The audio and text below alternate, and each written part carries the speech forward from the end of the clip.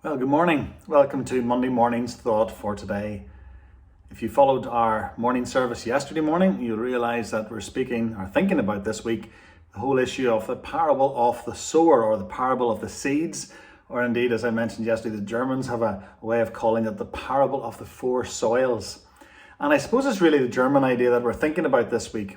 We're going to look at the four soils that Jesus described and see basically if by any chance we are or have become one of those four soils. This was the passage that we thought about yesterday in two parts. The first part was written in a sense to those who were there as a large crowd. Jesus started by allowing himself to go out on a boat slightly from the shore. Everyone else was on the shore listening to him. And you can imagine the commotion and the noise of people talking and chatting and pushing to get forward or getting to the front of the edge of the shoreline so that they could see Jesus better. And all the noise and the rumble going on. And Jesus pushes out far enough. And when he's ready, he stands up and he starts with this one word, listen. And the exclamation mark after it informs us that it's the imperative tense. In other words, it's a command. The exclamation mark says, listen, because this is important. Jesus didn't say, if you want to listen to me, I want to talk to you today about such and such. Or if you're ready, I'll maybe make a start. Or he hasn't got a microphone to tap. He hasn't got someone to introduce him. He simply stands up and he announces this one word, listen. And this is the core of what we were thinking about yesterday. This is the sense of if we miss this one word, we miss a lot of what this parable is about. This parable is about people who need to listen to God's word.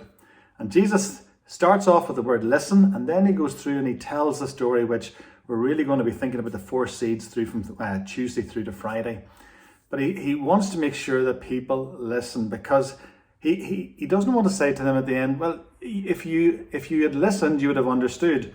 Or I did ask you to listen, but because you didn't listen, I'm not going to repeat myself again. He needed people to listen. And so as he shouts this word listen at the start, he gets people's attention. And then he doesn't start saying, I want to tell you such and such. But he starts off with talking about himself, but referring to himself as somebody very different. Referring to himself as somebody that they've all seen. Maybe somebody that they themselves are, in the sense that people go out and they use their own, we call it a garden or whatever, to maybe sow a few seeds in, to try and produce a bit of a crop, to try and feed family, etc. So we really pick up the reading in verse 3.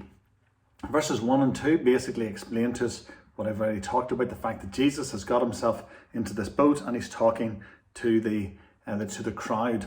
So he starts off with this word listen, and he goes through all the different sorts of seed and all the different sorts of ground that it lands on. And then at the very end, after he talks about the harvest in verse 8, he says in verse 9, he who has ears to hear, let him hear. Strange phrase to say, but this was a phrase which was known to the people. In other words, this is a phrase which basically says, if you can understand this, then you need to do what it says. In other words, if you've understood everything I've just said to you, then you need to obviously take those words, make them part of your life, take them from here and work them out on a daily basis. So Jesus starts by saying, listen, and he finishes by saying, if you have ears to hear, then do what you're told here. Do what I've just commanded you. Create that space. Allow your heart to become fertile soil so that the seed, the word that I'm basically bringing you, finds somewhere to reside, somewhere to grow, somewhere to produce a harvest. Now we sometimes, I think, are very quick to say, oh yes, I read my Bible, I underline bits, I make notes in my Bible, I listen to my sermons, etc., etc. And all those things are really, really good. There's nothing I love to see more than people making notes when I'm preaching, or taking time to underline passages and even color code it so that their Bible comes alive to them in a way which they can understand and explain and learn from. But if we're good at doing all those things, but we never actually allow the word to penetrate our hearts, the word to actually come in and make a difference, then all we're going through is simply some sort of colouring in or underlining notation exercise where we're making notes, but we never take those notes and allow them to become a lifestyle. For a long time, I would have gone to conferences and things, and I would sat and made notes about what the speaker was saying. And at the time, it helped me to think more about what the speaker was saying. But I don't think I've ever necessarily gone back and reread notes that I've made.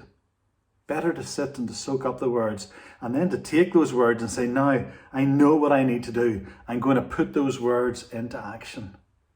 If we have heard what Jesus has said, we don't sit back and fold our arms and say, well, I've made notes about that. But we say, okay, what am I going to do about it now? And then use those notes to help you, to remind you, to sustain you, to encourage you as you continue to walk that walk. So I want to encourage you today to be people who hear God's word, but also put it into action. It's not good enough just to hear it and then walk away and forget about it, or even just to make notes about it and walk away and forget what our notes said. We must be hearers and doers, because it's only by doing what Jesus tells us to do that an actual crop begins to flourish in our lives, and there's a harvest there for God to get glory from. So I want to encourage you today not to be hearers only, but to be doers of God's word. Have a good Monday. God willing, and we'll see you tomorrow. Thank you.